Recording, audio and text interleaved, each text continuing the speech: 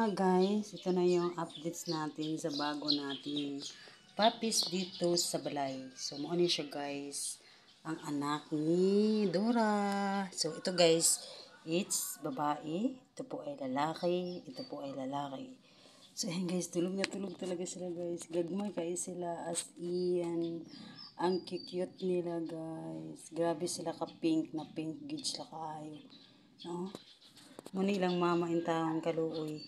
Siya ay 1 year guys noong March 5. So nung naaraw guys, 8 months pa lang siya guys. Buros na siya.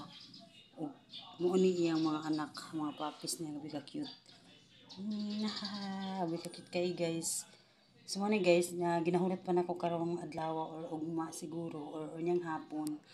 Mga anak guys, ang iyang mama ani, mama ni Dora. So same lang gapon sila og nakabreed sa ila guys. Kung siya nakabreed ani niya guys, wa po'y nakabreed sa iyang mama.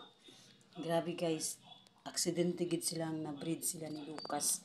Kaya ang akong Lucas guys, grabe gyud ka-active pagdating sa may anang bagay. So muna guys, tong update sa ating mga cute na puppies.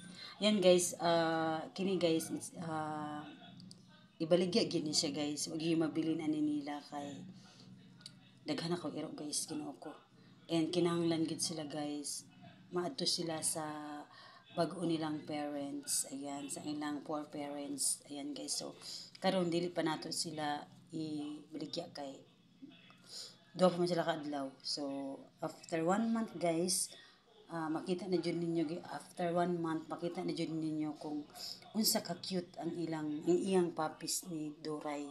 So ayan guys, si Doray, it's isa siyang Shih Tzu.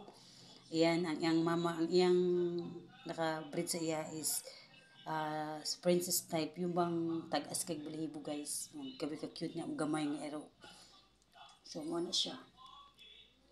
Pakita na ko sa inyo guys ang iyang father guys sa mga puppy nani. So yun guys, mag-comment lang guys kung kinsay gusto magpa-reserve. Ayan, so sa ganyan kasi guys, hindi pa natin makita ang ilang pagka-cute kayo kay duha pa man sila kaadlaw, 2 days pa man sila guys. So siguro makita na after mga 1 week pag mumata na sila, pag dilat na sila guys. 3 weeks man ang puppy guys before mudilat ang mata guys. So ayan na ang ating update sa ating puppy. So thanks God guys kasi si Duray, it's dami niyang gatas. So hindi rin matapang si Duray guys. Napakabait ni Duray.